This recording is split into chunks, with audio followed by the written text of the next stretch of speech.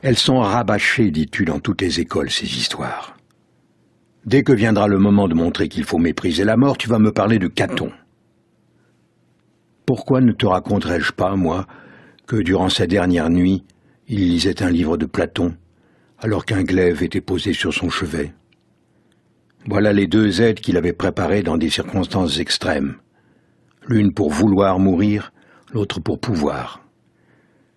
Une fois donc ses affaires mises en ordre autant qu'elles pouvaient l'être, réduites en pièces et dans la dernière extrémité qu'elles étaient, il a estimé qu'il fallait faire en sorte qu'il ne soit permis à personne de tuer Caton ou de le garder sauf.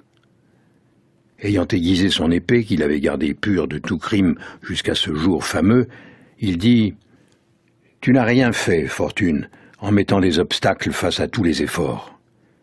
Ce n'est pas pour ma liberté que j'ai combattu jusqu'à présent, mais pour celle de ma patrie.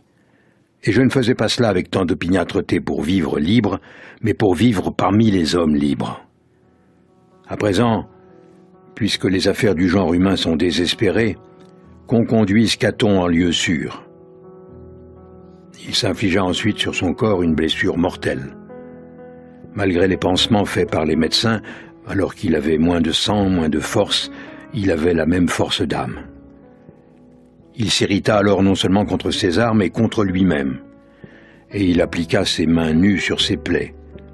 Et ce noble souffle, qui méprisait tous les pouvoirs, il ne le rendit pas, mais le rejeta.